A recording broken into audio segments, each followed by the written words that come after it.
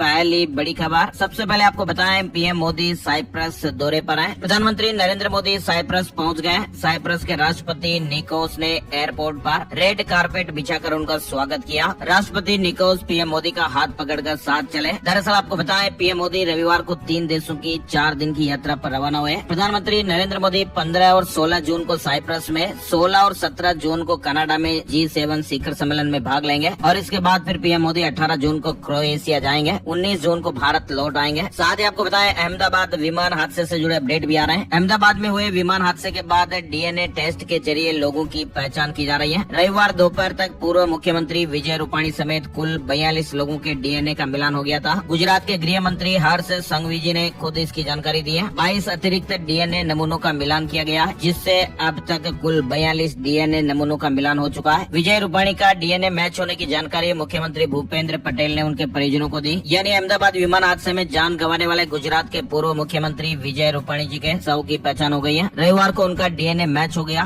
परिवार के मुताबिक राजकोट में सोमवार दोपहर 3 बजे अंतिम संस्कार किया जाएगा। 12 जून को हुए प्लेन क्रैश में जान गंवाने वालों का आंकड़ा 275 पर पहुंच चुका है। वहीं अहमदाबाद सिविल हॉस्पिटल प्रबंधक के मुताबिक अब तक 230 परिवारों से संपर्क हो चुका है। 31 की शिनाख्त हो गई है। 22 बॉडी परिजन को सौंप दी गई है। एम्बुलेंस के जरिए सिक्योरिटी के साथ बॉडी को लोगों के गृहनगर तक पहुंचाया जा रहा है और इसके लिए 230 टीमें बनाई गई हैं। साथ ही आप देखिए, अहमदाबाद में हादसे का शिकार बोइंग ड्रीमलाइनर फिर से एक बार चर्चा में आ गया। दरअसल हुआ क्या कि चेन्नई आ रही उड़ान वापस लंदन लौटी। इस बार ये विमान ब्रिटिश एयरवेज एयरलाइन का है, जो लंदन से चेन्नई के लिए रवाना हुआ था, लेकिन करीब 1 घंटा 45 मिनट तक ये हवा में चक्कर लगाने के बाद वापस लंदन लौट गया। उड़ान भरने के कुछ ही मिनटों बाद तकनीकी दिक्कत महसूस की गई थी। इसके अलावा आप देखिए, केदारनाथ के पास हेलीकॉप्टर क्रैश में 7 लोगों की जानें चली गई है। हेलीकॉप्टर सर्विस को फिलहाल रोक दिया गया है। पैदल रूट पर मलबा गिरने से एक यात्री की जान चली गई। 4 धाम यात्रा को फिलहाल अस्थायी रूप से रोक दिया गया है। केदारनाथ के पास गौरीकुंड में रविवार सुबह करीब 5:20 के लगभग एक हेलीकॉप्टर क्रैश हो गया और इसमें पायलट समेत सभी 7 यात्रियों की जानें चली गई। मरने वालों में महाराष्ट्र का एक 2 साल का बच्चा भी शामिल है। हेलीकॉप्टर श्रद्धालुओं को लेकर केदारनाथ मंदिर से गौरीकुंड के लिए उड़ा था। प्रारंभिक जांच में ये पाया गया कि घाटी में बादल थे और विजिबिलिटी ठीक नहीं थी, फिर भी हेलीकॉप्टर उड़ाया गया। ये आर्यन एविएशन कंपनी का हेलीकॉप्टर था। हादसे के बाद 4 धाम यात्रा हेलीकॉप्टर सर्विस पर रोक लगा दी गई है। मुख्यमंत्री पुष्कर सिंह धामी ने कहा कि हेली सर्विस के संचालन को लेकर सख्त नियम बनाए जाएंगे। इसके अलावा एक और दर्दनाक खबर सामने आई। पुणे में इंद्रायणी नदी पर बना हुआ एक पुल टूट गया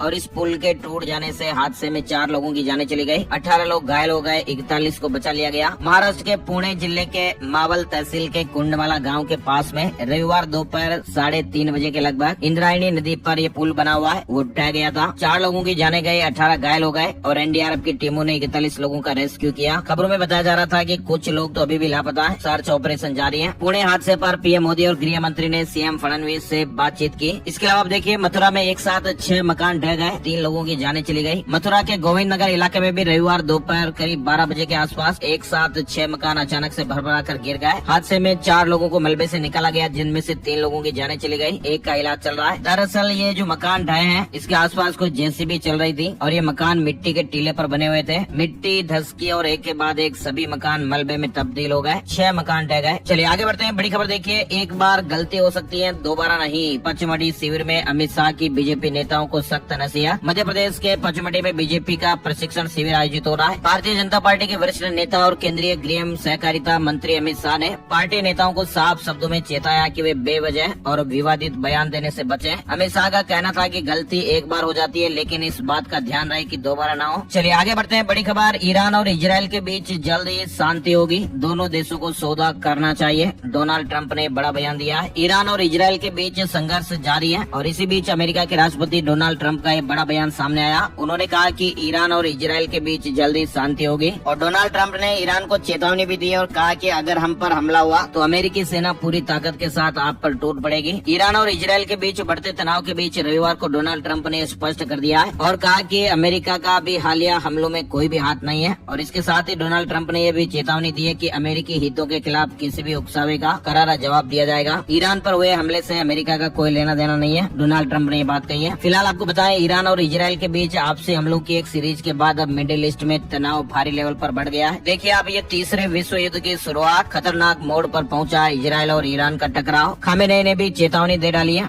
ईरान और इजरायल के बीच जो तनाव चरम पर चल रहा है। ईरान ने इजरायल के तेल अवीव पर मिसाइल से हमला किया, जिसमें 3 नागरिकों की जानें चली गई। अब इजराइल ने कड़ा जवाब देने की घोषणा की है। इजराइल के विदेश मंत्री ने ईरान को चेतावनी दी है कि अगर मिसाइल अटैक नहीं रुके तो तेहरान जल जाएगा। वही आप देखिए, चीन ने ईरान पर किए गए इजराइल के हमले को गलत बताया है। चीन के विदेश मंत्री वांग यी ने कहा कि ड्रैगन न्याय का पक्षधर है। चीन ने इजराइल पर प्रभाव रखने वाले देशों से अपील की है कि वे मिडिल ईस्ट में शांति लाने के लिए प्रयास करें। इजराइल की हरकत विनाशकारी है, ईरान का साथ देगा चाइना। चलिए बड़ी खबर देखिए, पाकिस्तान में धरती कांपी, भूकंप आया और भूकंप की तीव्रता 4.4 मापी गई है। चलिए आगे बढ़ते हैं। बड़ी खबर देखिए, देश में अगली जनगणना 2027 में होगी, जिसमें जाति आधारित गणना भी शामिल होगी। गृह मंत्री अमित शाह ने तैयारियों की समीक्षा की है और ये 16वीं जनगणना होगी, जिसमें डिजिटल टेक्नोलॉजी का इस्तेमाल होगा और लोगों को स्वयं जानकारी भरने का विकल्प मिलेगा। ये जनगणना 2 चरणों में होगी, जिसमें हाउस लिस्टिंग और जनसंख्या गणना शामिल है। डेटा सुरक्षा के भी सख्त उपाय किए जाएंगे। गृह मंत्री अमित शाह ने समीक्षा बैठक की, सोमवार को नोटिफिकेशन जारी होगा। सरकार की ओर से जारी आधिकारिक बयान में कहा गया कि जनगणना को लेकर अधिसूचना सोमवार को राजपत्र में प्रकाशित की जाएगी। ये 16वीं जनगणना होगी और स्वतंत्रता के बाद 8वीं बार जनगणना कराई जा रही है। चलिए आगे बढ़ते हैं। बड़ी खबर देखिए, अब उधार के सहारे चल रही है जिंदगी, बचत पर ब्रेक लग गई है। रिपोर्ट में एक चौंकाने वाली बात सामने आ रही है। फाइनेंशियल टेंशन की तस्वीर भी आप समझ सकते हैं। दोस्तों, इस खबर का मतलब ये आप देखिए, बचत की आदत पर महंगाई और खर्चे का सीधा असर पड़ता है और यही अब आंकड़ों में भी दिख रहा है। कैरियर एज रेटिंग्स की एक ताजा रिपोर्ट आई है, जिसके मुताबिक भारत में घरेलू बचत लगातार तीसरे साल घटती जा रही है। वित्त वर्ष 2023-24 में आंकड़ा गिरकर जीडीपी का सिर्फ 18.1% रह गया है और रिपोर्ट ये बता रही है कि 2014-15 में कुल घरेलू बचत 32.2% थी, जो अब 30.7% पर आ गई है। यानी दोस्तों, इसका मतलब ये साफ है कि आम लोग पहले की तुलना में अब कम बचत कर पा रहे हैं, खर्चा ज्यादा कर रहे हैं। बचत जहाँ घटी है, वहीं लोगों की लोन लेने की प्रवृत्ति भी तेजी से बढ़ी है। इस रिपोर्ट के मुताबिक घरेलू वित्तीय देनदारियां यानी कि फाइनेंशियल लायबिलिटीज अब जीडीपी के 6.2% तक पहुंच चुकी है और पिछले एक दशक में यानी 10 सालों में यह आंकड़ा लगभग दोगुना हो गया है। और ये दिखाता है कि खर्च चलाने और जरूरतें पूरी करने के लिए अब लोग क्रेडिट पर ज्यादा निर्भर हो रहे हैं, उधार लेकर खर्चे निकाल रहे हैं, बचत कम कर रहे हैं। तो ये एक चौंकाने वाली अपडेट है। गाँव में थोड़ी उम्मीद अभी भी बची हुई है, लेकिन शहरों में तो चिंता बरकरार है। बड़ी खबर आ रही है, धर्मशाला में 7 दिन से लापता इजरायली टूरिस्ट मिल गया है। ग्रामीणों ने थात्री की पहाड़ियों में देखा, हालत गंभीर बताई जा रही है। इजरायली दूतावास को रिपोर्ट भेज दी गई है। साथ ही आपको बताएं, प्रतापगढ़ से सिक्किम हनीमून पर गए कौशलेंद्र सिंह और अंकिता का 15 दिन बाद भी कुछ पता नहीं चल सका है। उन्हें खोजने के लिए यहाँ से गया परिवार निराश होकर लौट आया है और अब गाँव के ही मंदिर पर महामृत्युंजय जाप हो रहे हैं। एनडीआरएफ और सिक्किम प्रशासन रेस्क्यू का काम अभी भी कर रहे हैं। हर दिन वहाँ से वीडियो फुटेज भी भेजे जा रहे हैं। सिक्किम से प्रतापगढ़ लौटा परिवार रेस्क्यू के तरीकों से नाराज है और कहा कि सपोर्ट नहीं मिला। चले बड़ी खबर देखिए, आप छत्तीसगढ़ से आई है। स्टूडेंट्स को सीएम साई ने दिए 2-2 लाख रुपए। जी हाँ, श्रमिक परिवारों के टॉपर बच्चों को 2-2 लाख रुपए की सहायता राशि सरकार ने दी। कक्षा 10वीं और 12वीं के टॉप 10 में स्थान पाने वाले पंजीकृत श्रमिकों के मेधावी बच्चों को ये राशि दी गई है। मजदूर का बच्चा भी विदेश जाकर अगर पढ़ाई करना चाहे तो सरकार 50 लाख रुपए देगी। हरियाणा से जुड़ी खबर देखिए आप, हरियाणा कांग्रेस के सभी जिलाध्यक्ष जुलाई तक तय होंगे। प्रभारी हरि प्रसाद का बड़ा ऐलान, गाँव-गाँव तक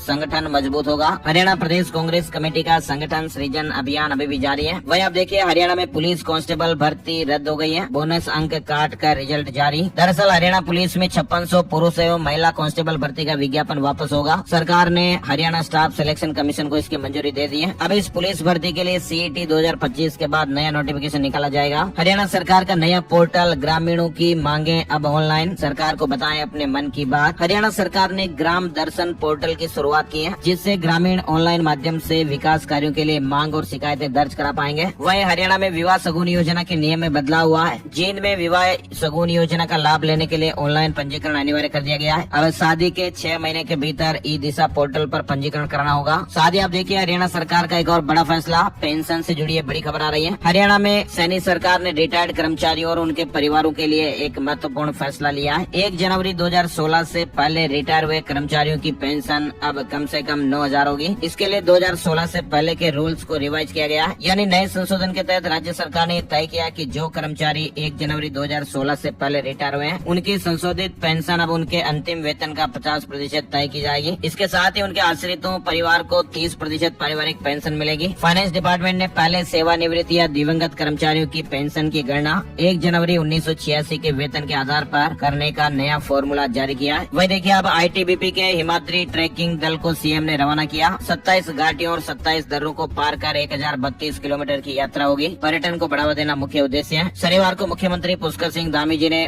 भारत तिब्बत सीमा पुलिस बल के हिमाद्री ट्रैकिंग अभियान को हरी झंडी दिखाकर रवाना किया। वहीं आप देखिए सुप्रीम कोर्ट ने पंजाब के 9 पुलिस कर्मियों के खिलाफ कथित फर्जी मुठभेड़ मामले में हत्या के आरोपों को खारिज करने से इंकार कर दिया है। अदालत ने कहा कि सादे कपड़ों में गोलीबारी करना पुलिस के कर्तव्य में शामिल नहीं है। कोर्ट ने डीसीपी पर सबूत मिटाने के आरोप को भी बरकरार रखा। चलिए बड़ी खबर देखिए, इंदौर के राजा रघुवंशी हत्याकांड में अब गाजीपुर के सैदपुर की रहने वाली उजाला यादव की एंट्री भी हो गई है। बताया जा रहा है कि उजाला ने बातचीत में बताया कि वह 8 जून की रात सोनम रघुवंशी के साथ वाराणसी रोडवेज प्लेटफॉर्म नंबर 7 से गाजीपुर के सैदपुर तक यात्रा कर रही थी और इसी दौरान उसे सोनम रघुवंशी भी मिली और वह गोरखपुर जाना चाहती थी, न कि गाजीपुर। फिलहाल मामले की जांच जारी है। सोनिया गांधी की तबीयत बिगड़ी, दिल्ली के गंगाराम हॉस्पिटल में भर्ती। पेट संबंधी समस्या के चलते हॉस्पिटल में भर्ती कराया गया है। और भारतीय रेलवे ने एक नया कदम उठाया है। हाथियों की जान बचाने के लिए चक्रधरपुर मंडल में AI तकनीक 15 करोड़ की योजना है। दक्षिण पूर्व रेलवे के चक्रधरपुर रेल मंडल ने हाथियों को ट्रेन हादसों से बचाने के लिए AI आधारित इंट्रूशन डिटेक्शन सिस्टम स्थापित करने के बारे में प्लान बनाया है। वही आप देखिए गुरुग्राम में बनेगा अमीरों का शहर, 5500 करोड़ रुपए में बनेंगे महाराजा स्टाइल के अपार्टमेंट। DLF का बड़ा प्लान है। इसके अलावा नोएडा की खतरनाक इमारतों का मेकओवर होगा। पुराने घर के बदले नया फ्लैट मिलेगा। रजिस्ट्री का भी इंतजार खत्म है। नोएडा प्राधिकरण की बोर्ड मीटिंग में हजारों घर खरीदारों को ये बड़ी राहत दी गई है। अथॉरिटी की बोर्ड मीटिंग में कई महत्वपूर्ण फैसले लिए गए, जिसमें पुरानी बिल्डिंग के रिनोवेशन से लेकर रजिस्ट्री से जुड़े फैसले शामिल हैं। उत्तर प्रदेश में 60,000 से ज्यादा सिपाहियों को नियुक्ति पत्र मिल गए। अमित शाह ने कहा कि यूपी में पहली बार ऐसा हुआ जब इतने बड़े पैमाने पर ज्वाइनिंग लेटर बांटे गए। और इस दौरान गृह मंत्री अमित शाह ने CM योगी की तारीफ करते हुए कहा कि योगी सरकार में अब गुंडों का फरमान नहीं चलता है और अगले 5 सालों में ऐसी व्यवस्था की जाएगी कि किसी भी FIR के बाद 3 साल के भीतर उस पर सुप्रीम कोर्ट तक से फैसला हो जाएगा। न खर्ची, न पर्ची, न सिफारिश, सिर्फ योग्यता के आधार पर नौकरी मिली। चलिए बड़ी खबर देखिए, यूपी के शहर की बदलेगी तस्वीर और तकदीर। मंजूर हुआ 12,000 करोड़ रुपए का प्रोजेक्ट। बुंदेलखंड को आर्थिक रूप से मजबूत करने के साथ ही उत्तर प्रदेश को 1 लाख करोड़ डॉलर की अर्थव्यवस्था बनाने के सरकार के प्रयासों को भी बल मिलेगा। उत्तर प्रदेश सरकार ने ललितपुर में फार्मा पार्क स्थापित करने की दिशा में ये पहल की है। वही आप देखिए उत्तर प्रदेश में बिजली गिरने से 25 की जाने चली गई। CM योगी आदित्यनाथ ने मुआवजे के निर्देश दिए हैं। फसलों के लिए सर्वे का भी आदेश है। दरअसल यूपी में 14 और 15 जून को आकाशीय बिजली गिरने से 25 लोगों की जाने चली गई। साथ ही खबर है कि उत्तर प्रदेश पावर कॉर्पोरेशन ने बिजली दरों में 30% तक की बढ़ोतरी का प्रस्ताव नियामक आयोग को भेजा है। अब देखते हैं आयोग क्या फैसला लेता है। उत्तर प्रदेश में 18 मीटर सड़क किनारे के घरों में भी बनाई जा सकेंगी दुकानें। योगी कैबिनेट मीटिंग में इस तरह का प्रस्ताव पेश किया जाएगा। लखनऊ में भवन निर्माण के नियमों में बदलाव किया गया है। नए उपविधि 2025 के अनुसार छोटे शहरों में 18 मीटर चौड़ी सड़क किनारे भी दुकानें बना सकेंगे। FAR में भी बदलाव किया गया, जिससे 2.5 तय किया गया है। साथ ही साइड सेटबैक के नियमों में भी छूट दी गई है। मुख्यमंत्री की अध्यक्षता में जल्दी कैबिनेट में इस तरह का प्रस्ताव रखा जाएगा। साथ ही आपको बताएं गोरखपुर लिंक एक्सप्रेसवे का लोकार्पण अब 20 जून को होगा। मुख्यमंत्री योगी आदित्यनाथ आजमगढ़ और गोरखपुर दोनों स्थानों पर लोकार्पण समारोह में जनसभा को संबोधित करेंगे। एथेनॉल उत्पादन में बड़ा कदम। ग्रेन स्पेन ने गुजरात में 2 संयंत्र लगाए। 520 करोड़ रुपए का निवेश किया गया है। झारखंड स्वास्थ्य मंत्रालय का बड़ा फैसला। झारखंड स्वास्थ्य निदेशालय ने राज्य के सभी मेडिकल कॉलेज, अस्पताल और सरकारी हॉस्पिटलों में अनाधिकृत लोगों के प्रवेश पर रोक लगाने के निर्देश दिए। अस्पतालों में भीड़ कम करने, मरीजों की सुरक्षा और गोपनीयता बनाए रखने और सुव्यवस्थित ढंग से अस्पताल संचालन के लिए कदम उठाया जा रहा है। झारखंड से जुड़ा एक और अपडेट आ रहा है। प्रदेश RJD के निर्विरोध अध्यक्ष चुने गए संजय सिंह यादव दोबारा जिम्मेदारी मिली है। हेमंत सरकार ने प्रमोशन प्रक्रिया को आसान बनाया। रांची में राज्य सरकार ने प्रोन्नति प्रक्रिया को आसान बनाने के लिए विजिलेंस क्लियरेंस इंफॉर्मेशन सिस्टम शुरू किया। अब पदाधिकारियों को निगरानी प्रमाण पत्र के अभाव में प्रोन्नति में देरी नहीं होगी। साथ ही आप देखिए झारखंड से जुड़ा अपडेट। यूनेस्को की को चेयर बनी डॉक्टर सोना जारिया मिंज। मुख्यमंत्री हेमंत सोरेन ने बधाई दी है। वहीं आप देख सकते हैं एलन मस्क के न्यूरालिंक डिवाइस ने कमाल कर दिया है। ब्रेन चिप से बंदर ने देखा काल्पनिक दृश्य। एलन मस्क की न्यूरालिंक कॉर्पोरेशन ने ये बड़ा वैज्ञानिक दावा किया है। कंपनी ने एक ऐसे ब्रेन इम्प्लांट डिवाइस का सफल परीक्षण कर लिया है जो मस्तिष्क के विजुअल हिस्सों को उत्तेजित कर उस दृश्य की कल्पना करवा सकता है जो वहाँ असल में मौजूद नहीं है। और इस टेक्नोलॉजी का नाम है ब्लाइंड साइट और ये नेत्रहीनों को देखने की एक नई उम्मीद दे सकती है। बड़ी खबर आ रही है। भारत सरकार ने एंड्रॉइड यूजर्स के लिए एक नई चेतावनी जारी की है, जिसमें गूगल प्ले स्टोर पर मौजूद नकली फाइनेंशियल ऐप से बचने की सलाह दी गई है। यानी दोस्तों ये जो नकली ऐप है वो देखने में बिल्कुल असली जैसे लगते हैं, लेकिन इनका मकसद आपकी वित्तीय जानकारियां चुराना होता है। इससे आपकी गोपनीयता, डेटा और पैसों पर खतरा मंडरा सकता है, तो इसलिए आप फर्जी ऐप को अपने फोन में इंस्टॉल ना करें। चलिए आगे बढ़ते हैं। बड़ी खबर आ रही है ब्राउजर को लेकर। द ब्राउजर कंपनी ने अपना नया AI आधारित वेब ब्राउजर लॉन्च किया है, जिसका नाम है दिया। और ये ब्राउजर एक इनबिल्ट AI चैटबॉट के साथ आता है। महाराष्ट्र कॉमन एंट्रेंस टेस्ट के रिजल्ट बहुत ही जल्द जारी होने वाले हैं। कहा जा रहा है कि रिजल्ट आज आ जाएंगे। 16 जून को रिजल्ट घोषित हो जाएंगे। बिहार के 31,297 मध्य विद्यालयों में होने जा रहा है ये नया काम। शिक्षा विभाग ने मंजूरी दे दी है। बिहार के सरकारी मध्य विद्यालयों में अब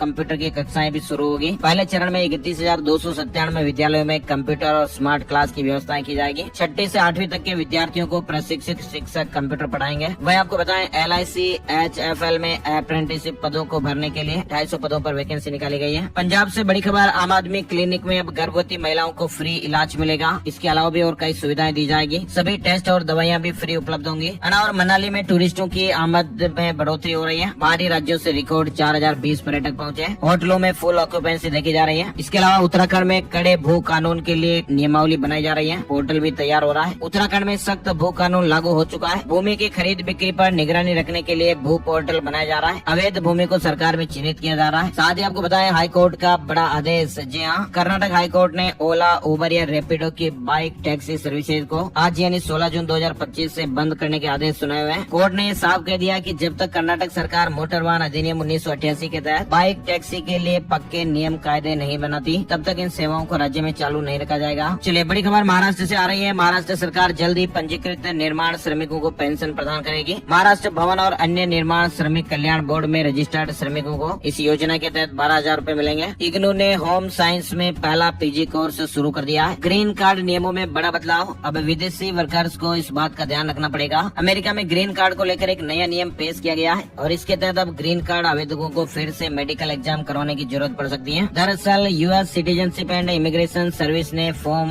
I-693 की वैलिडिटी के नियम को बदल दिया। ये एक जरूरी डॉक्यूमेंट है जिसके जरिए आवेदक अपने हेल्थ के बारे में बताता है। अमेरिका में काम करने वाले वर्कर्स को स्थायी रूप से देश में रहने के लिए ग्रीन कार्ड दिया जाता है। चलिए बड़ी खबर देखिए, आप किडनी की बीमारी से ग्रसित मरीजों के लिए फायदेमंद साबित हुई कोविड वैक्सीन। रिसर्च में ये बड़ा खुलासा हुआ है। University of California Los Angeles ने एक नई रिसर्च की रिपोर्ट जारी की है और इस रिसर्च के मुताबिक जिन मरीजों को कोविड वैक्सीन लगी हुई थी और उन्हें कोरोना के दौरान एक्यूट किडनी इंजरी यानी किडनी संबंधित बीमारी हुई, उनकी हालत बिना वैक्सीन वाले मरीजों से बेहतर रही। रिसर्च में ये पाया गया कि जिन मरीजों को पहले से कोरोना की वैक्सीन लगी हुई थी उन्हें हॉस्पिटल से छुट्टी मिलने के बाद डायलिसिस की जरूरत कम पड़ी। कोरोना वायरस से जुड़े महत्वपूर्ण अपडेट में आप देखिए, बीते 24 घंटे में 10 लोगों ने जाने गंवाई है। नए वेरिएंट से एक दिन में सबसे ज्यादा मौतें रही। केरल में 5, दिल्ली में 3 और महाराष्ट्र में 1 मरीज की जान गई। हमारे देश में फिलहाल एक्टिव मामलों की संख्या 7,383 पहुंच गई है। मौसम और मानसून से जुड़े अपडेट में आप देखिए, मध्य प्रदेश और राजस्थान में प्री मानसून एक्टिव हो चुका है। दिल्ली NCR में भी बारिश देखने को मिली। राजस्थान के गंगानगर, चूरू, बीकानेर समेत कई जिलों में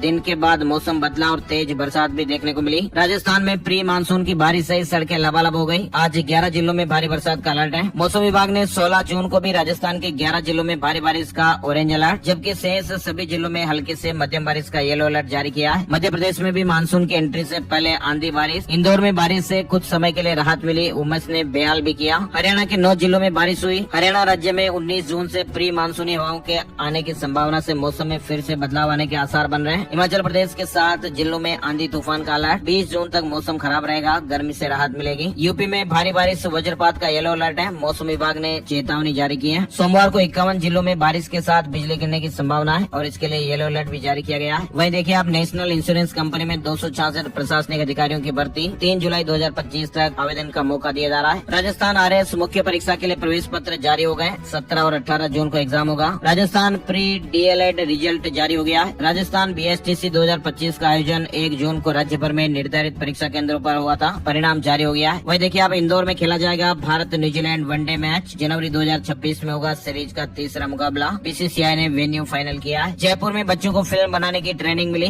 500 से ज्यादा बच्चों को थिएटर, कला, रोबोटिक्स और योग से जुड़े प्रशिक्षण दिए गए। वहीं आप देखिए, राजस्थान के उदयपुर और चित्तौड़गढ़ के बुजुर्गों को सरकार का तोहफा। 776 श्रद्धालु रामेश्वरम के दर्शन के लिए रवाना होंगे। निःशुल्क यात्रा आज 16 जून से शुरू हो रही है। राजस्थान सरकार की देवस्थान विभाग की ओर से सीनियर सिटीजन के लिए चलाई जा रही तीर्थ यात्रा योजना के तहत एक विशेष ट्रेन 16 जून को रवाना हो रही है और ये ट्रेन उदयपुर से शाम 4:30 बजे चलेगी। चित्तौड़गढ़ होते हुए रामेश्वरम और मदुराई जैसे धार्मिक स्थलों की यात्रा कराएगी। इस ट्रेन में कुल 776 बुजुर्ग यात्री शामिल होंगे, जिन्हें सरकार की ओर से पूरी यात्रा निःशुल्क करवाई जाएगी। यात्रियों को खाने पीने, ठहरने और इलाज की भी पूरी सुविधाएं दी जाएगी। यात्रा के दौरान सभी यात्रियों के देखरेख के लिए ट्रेन प्रभारी भी नियुक्त किया गया है। साथ ही हर कोच में 2 सरकारी सहायक कर्मचारी के रूप में तैनात रहेंगे। स्वास्थ्य सेवाओं के लिए ट्रेन में 1 डॉक्टर और 2 नर्सिंग अधिकारी भी रहेंगे। 8 दिन के रहने, खाने पीने, तीर्थ दर्शन और अन्य जरूरी सुविधाओं की पूरी व्यवस्था व्यवस्थाएं रहेगी। यात्रियों को अपने साथ कुछ जरूरी डॉक्यूमेंट और सामान लाना जरूरी है। उन्हें ऑनलाइन भरे हुए आवेदन पत्र की प्रिंट कॉपी साथ में लानी है, जिसमें डॉक्टर से साइन किया हुआ स्वास्थ्य प्रमाण पत्र भी लगा हुआ जरूरी है। इनके अलावा मूल जन आधार